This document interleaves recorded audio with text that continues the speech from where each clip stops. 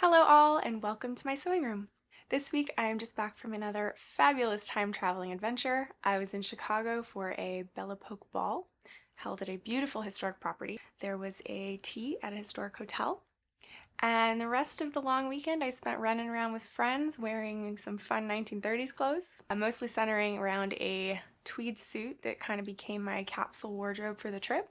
And today is the worst part of travel, the unpacking. So I thought it'd be more fun to bring you along, share it with you, and that way, as I pull each piece from my suitcase, I can share a little bit about it, and I thought that would just make it a lot more interesting, and I hope you enjoy it too, so come along. So before I go unzipping suitcases and pulling stuff out, I already have some stuff on my rack, and this rack I pull out every time I'm packing or unpacking. It just makes the process so much easier for me. But what's already on here is my airport outfit, so already unpacked. And coming home in the airport, I wore part of my suit, which, oh my God. I wore this jacket all weekend, and I just realized there's still basting stitches in it. Do you see that there? I wore this jacket all weekend. Well, there you go. Alrighty. I don't even know what to say about that. But anyways, here is my jacket that I wore. Vintage pattern, 1930s pattern. Went beautifully with my slacks. Not terribly exciting on the hanger, but they were fun in person.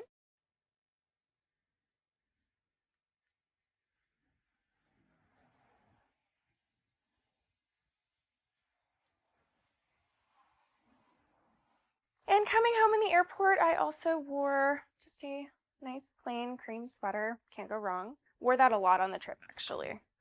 And one of my favorite scarves, which I picked up riding the Orient Express a few years ago. And it's just such great colors. It goes with everything, and it brings me back to happy, happy memories. I love silk scarves like this. I think they work so well with vintage outfits. And they're like a wonderful souvenir that doesn't take up a lot of room. Also, not vintage, but has the vibe. I take this pretty much everywhere when I travel, when it's like a city setting and the weather is appropriate. And it was raining when I was in Chicago, but I have my trench coat, which I've had for many years. And it's nice, lightweight. I like it on the plane because it kind of is like a blanket. And then when you get to the city, you always look really put together. And it definitely has a really classic look that works with all my vintage. And my handbag. Nice, plain black bag, convertible. It doesn't look out of place with vintage, but is still a modern bag. The other thing I wore on the plane, which I wore pretty much through the whole trip, was my shoes. I bought these shoes in Venice, actually, many years ago. They're Church's, little Oxfords with broguing, monk strap, which is great for the airport because you don't have to deal with laces. But these are great. They're just really comfortable, really classic looking. I really had the kind of vintage menswear vibe going on this weekend. And this was actually a lot of my wardrobe. So I think since you've already seen these, I will pull out the rest of my everyday clothes, which were pretty much all 1930s. And then we'll get to the gown later.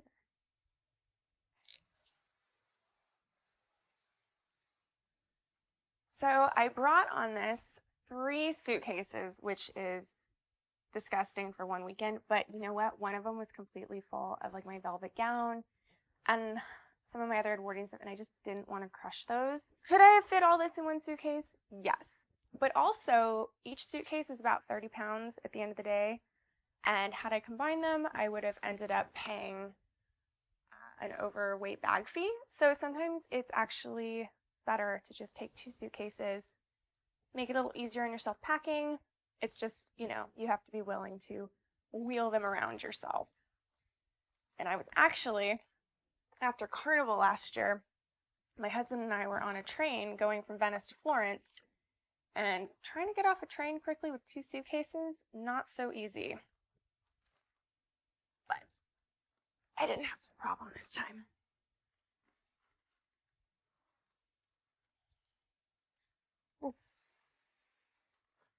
All right. So part of the reason I got 2 suitcases also is I brought a couple of hats. and so they wouldn't be crushed. Everything was pretty well spaced out. So let's begin. I have my matching coat that I made from a late 30s pattern, matched the suit.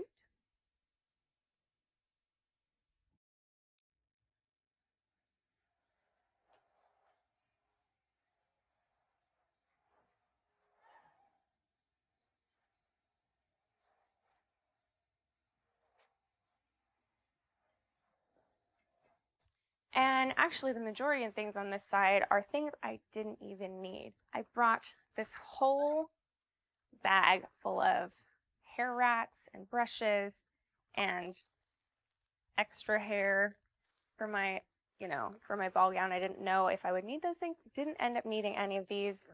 These though, 100%. I've got my L-net, my Kenra, and some texture spray. Hair nets. Bringing these giant ones does seem like overkill for a weekend. But I ran out one with the little bottles and I needed more, and it was in a place where I could not get more.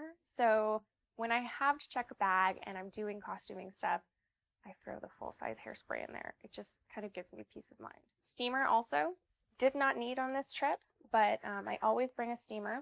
The way I pack, I generally don't end up needing it, but I always bring it. And then other things I didn't need. I thought I was going to need curling irons for my Edwardian hair, but I gotta say, over the years, I have developed a lot of hairstyles, both vintage appropriate and historical, that do not involve any prep, which is kind of a hack, but it's quite.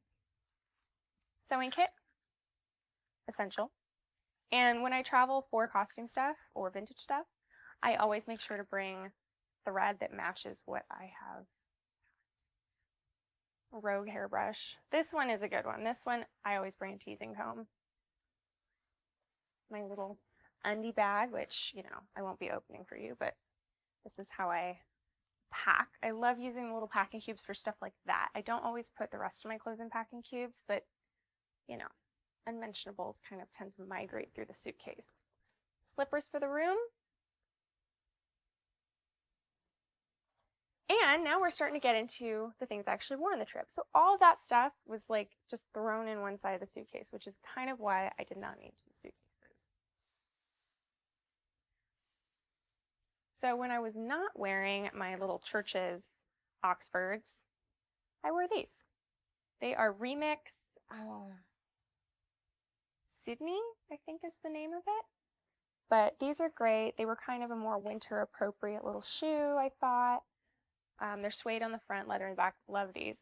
Got these, I think, end of last year, and I've worn them a lot so far. And these kind of elevated my suit that I wore from daytime to evening.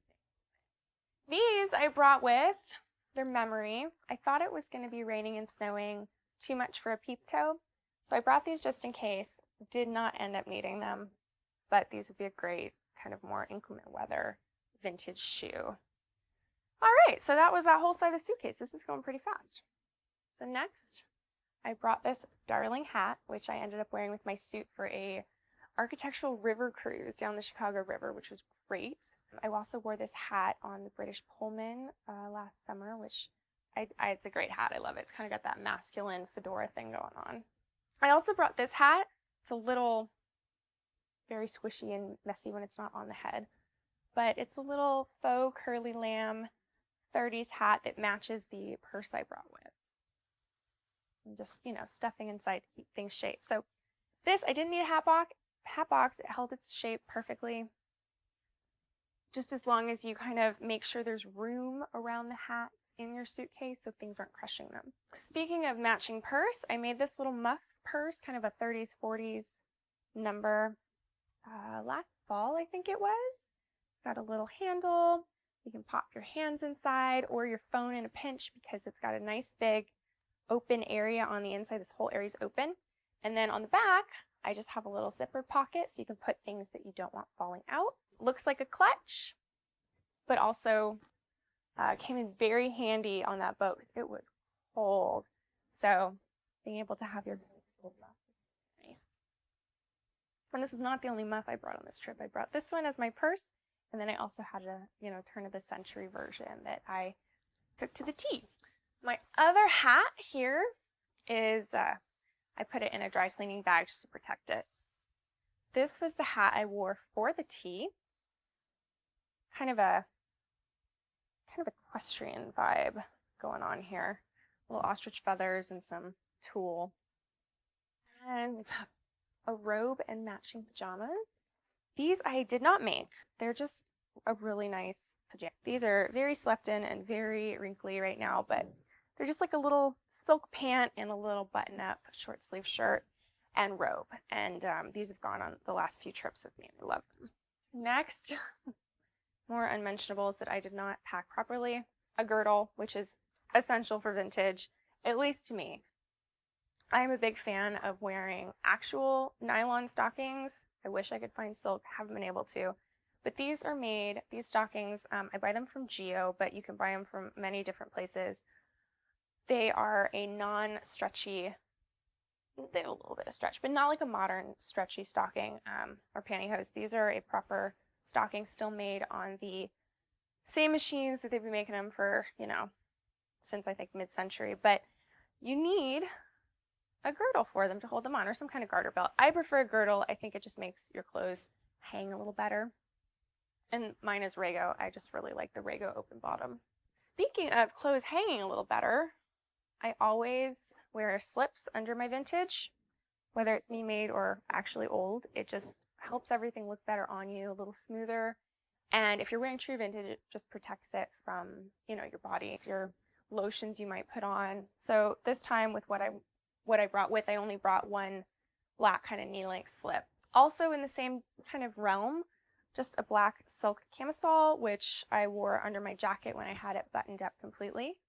The first night I went and got cocktails with friends at the Chicago Athletic Club at the Milk Room and the Cherry Circle Room, and I ended up wearing the jacket, that under it, and just for comfort, and these great black pants, which I did not make these.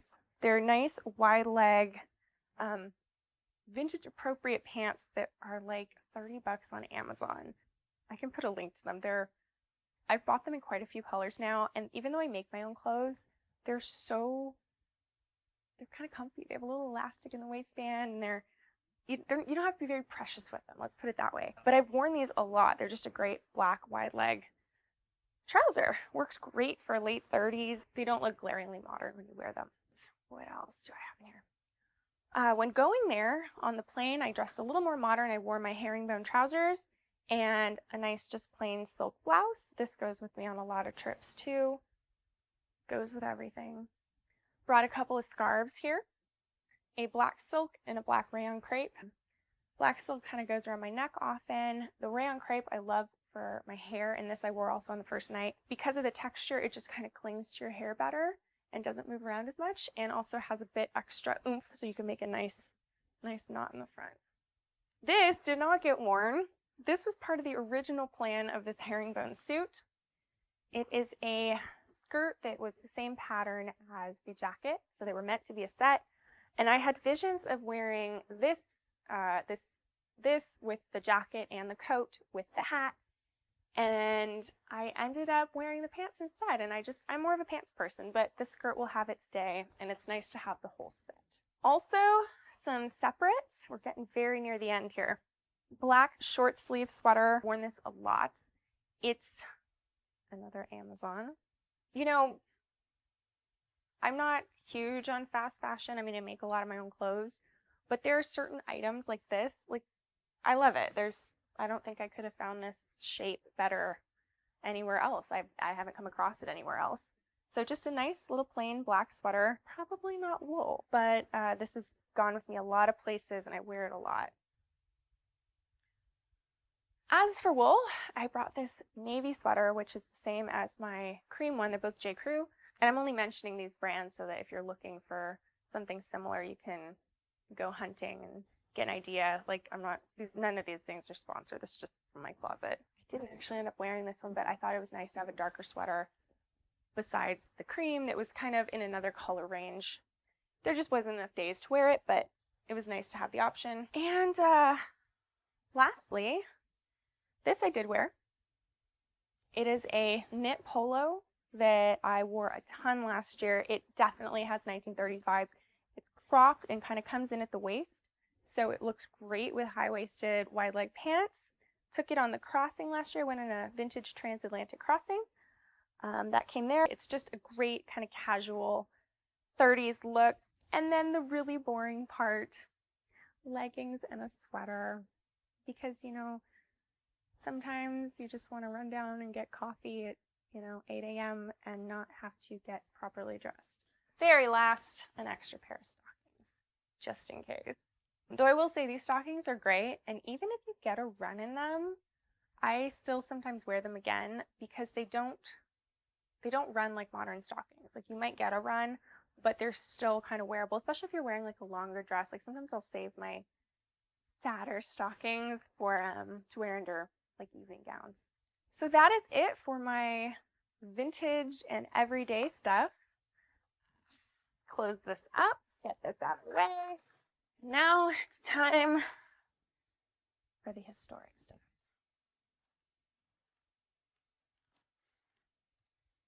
Oh, see, I have these straps. I love to put these on my suitcases when I check them because they just help your bag stand out a little bit, and heaven forbid it pops open. They kind of had better days, but I love them still.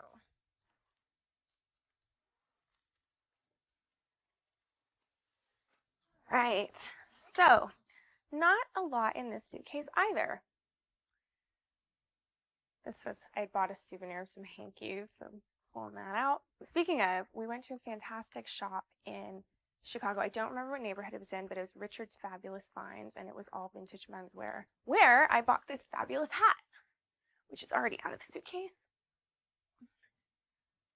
Bought this fantastic sage green hat, and it says on the inside, it says Suffren, Milwaukee Avenue and Halsted Street, Chicago. So thought it was a really fantastic souvenir from the trip. Also green, and still in the 30s realm, I forgot I put this in this suitcase. And I pack often in dry cleaning bags, and I'll fold my clothes. It takes up more room. I'm not here to fit it all in one bag unless I need to, but it really helps with the wrinkles. As I mentioned earlier, more often than not, I bring the steamer and never have to use it. So it doesn't look like much on the hanger, but wore this the very last night of the trip.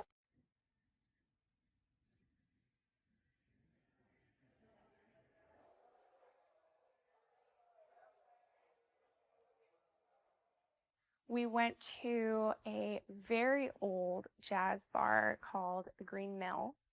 I think it's famous because like Al Capone supposedly had a table there. The beautiful atmosphere, like really dark and cozy, and just you walked in and they were playing like old 78s on the record player before the band started, and it was just spectacular atmosphere. I had a Manhattan. It was just a perfect moment.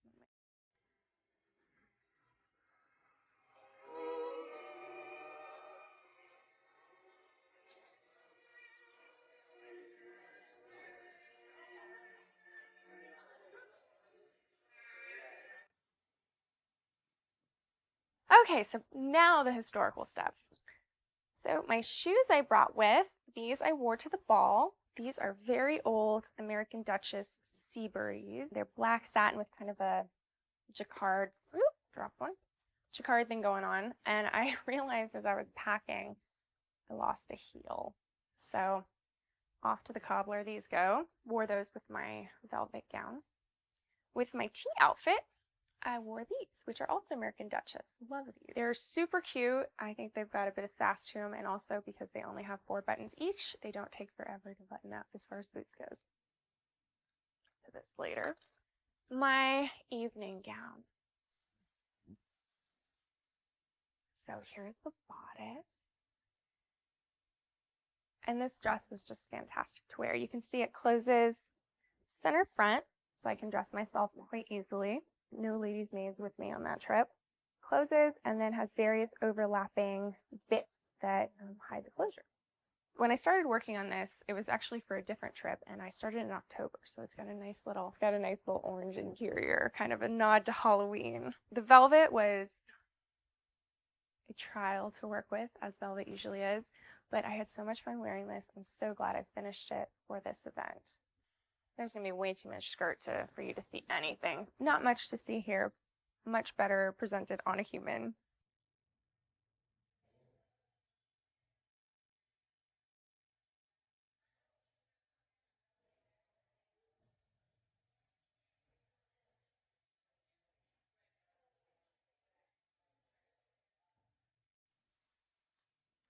And that's all for this side, except this, which I think I'll get to that later too.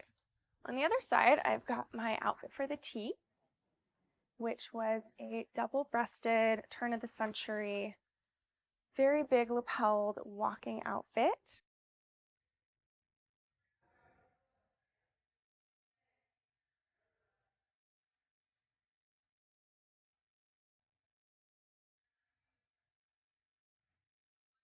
And I wore that with this gray skirt, which again, skirts are just not very exciting unless they're on a body. Lots of interfacing at the hem with lots of little rows of stitches, a bit of interest.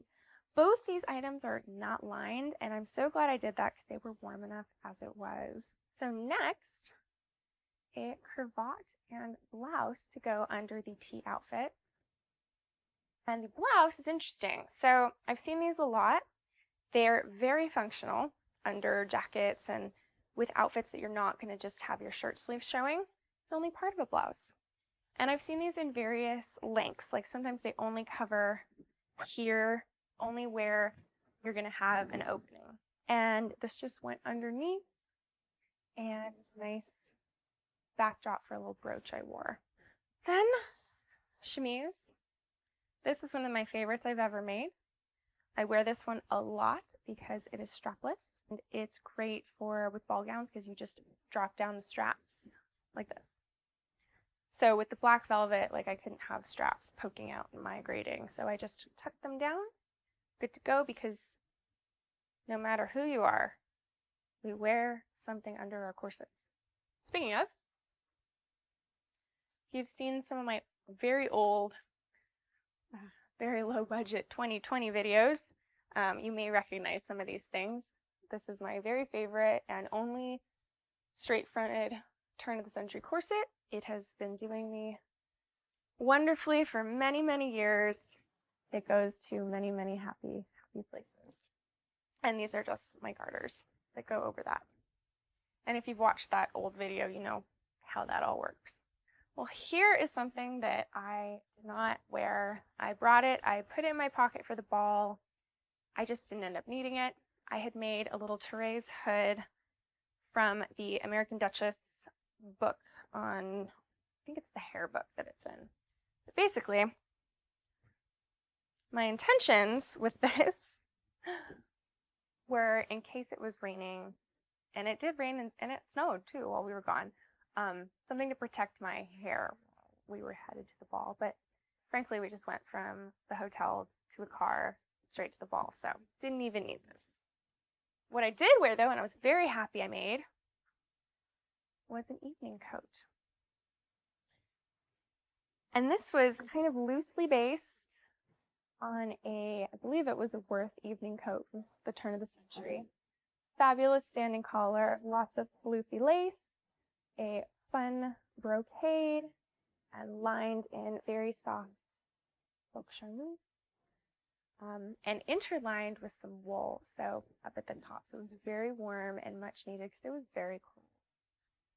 And it's got a bit of style. All right, and now getting to this. This is for this. So it doesn't help you save on weight, so you have to keep that in account when you're traveling. However, this massively saves on space. This is a space saver bag, and I put all my petticoats, all my bums, I have a muff in here that I used as a purse when we went to the tea because I didn't have pockets in that dress.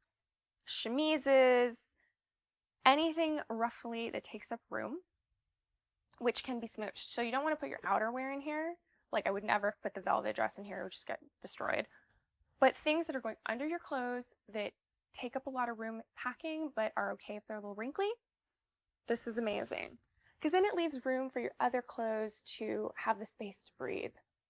But this guy, you pop in your suitcase, and there's a little vacuum hole here. And at home, you can suck the air out in 2 seconds with a vacuum. But when you're traveling back, you need a way to do it. And I don't know about you, but I'm not calling down to the front desk looking for a vacuum. So this, you screw it on. And in a couple minutes, you've got all the air out. So this was one of the greatest things I ever found for historical packing. And I mean, it would work with modern stuff too, like sweaters, or if you had a big jacket or something like that. But you're going to see just how much stuff is in here. Yep. All right, so starting stockings. Brought a couple pairs of black stockings, and for historical stuff, I actually just use like costume thigh highs. I haven't found a better option, and I like them. They're thin. I know there are other options like the nicer knit thigh high stockings that are sold for historical purposes, but with shoes, I just find these more comfortable depending on where I'm going and what I'm doing. This pink beast. I don't know why I chose this color. This is the least me color that ever happened, but the floof at the bottom of this petticoat is so intense that I can actually wear gowns with just this. So this came with. I hate the color, I'm gonna have to redo it. Got a couple of lots of bottoms. I have various bottoms. I don't think I wore this one this time. I think I was intending to, but I ended up wearing this one, which is my extra bottom. And it's all a little smashed down now because of that, but you know, after a couple minutes, it kind of poofs back up. This is my extra large one, which I wore under the velvet ball gown. And this one, I think I wore this one. I wore one of these two. They're pretty much the same thing. And I brought them both so I could stack accordingly if I needed.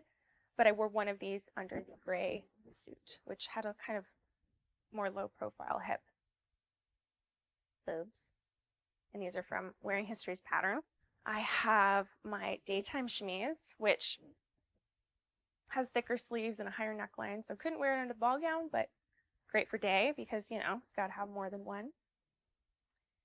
I've got my drawers, which I brought, but full disclosure, I just like never wear them. You've got so many petticoats in the chemise, you're fine, and it's just one more layer to like then have to deal with when you get home. Which I guess I'm still dealing with it. I gotta put it away. Then I've got my very favorite petticoat that I've made. This one's great. I wear this under all my Edwardian stuff. It's got all kinds of tucks and insertion lace, and it's my favorite. I haven't spent this much time on an undergarment since I made this. So. And I've only got 2 things left. I've got another petticoat, one that I did not make, but was made by A.T. Petticoats on Etsy. The color is way more me than the pink one. I love it. It's just a little shorter than the pink one, which it works for so many things. And I just love the black and purple color combination. And very last is my muff, my historical muff. It also has a pocket, which is, has a zipper. We're not going to tell anybody about that. But, you know, you got to have somewhere to put your ID and your phone and your keys and whatever. Also keeps the hands warm, which is nice. I can tuck my phone either in the pocket or if I'm taking pictures, just slide it inside quickly and it's easy access. And it has a detachable little strap so I can hang it or not use that depending on what we're up to. But I usually find the hanging is super, super handy. Another pair of black stockings. And that's it. Oh, that's not it. I did bring something else that unfortunately neither got used, but I brought them because I'm a good little historian. So, pair of gloves for the daytime. I don't think I've ever worn these, but they've come with on a few trips. And my evening gloves, which actually I'm a little bit devastated by these. These are vintage, probably like 50s. They've come to many, many a beautiful event. And when I was putting them on for the ball, and I was pulling out my arm, this one ripped. And actually, it's a very tiny piece. I might investigate either repairing it or just cutting the gloves down an inch. This is not the first time these gloves have been fixed. There's other little patches. But you know, they have been to many beautiful events too. So now, I won't take you along for this part, but now I'm going to go put everything away, hang things up, launder and mend what needs doing, and then all these things will be put away for next time. So the final roundup of all the things I made and wore on the trip. It was a great trip. Loved all my outfits. Can't wait to go again. So the only thing I did not share with you guys from my packing of this trip was my carry-on, because it is all full of the modern toiletries and techie stuff, and it usually stays packed at all times, and I just replenish as needed. But if you want to see inside there, I'm happy to share in another video, so just let me know. Hope you enjoyed today. Have a great day.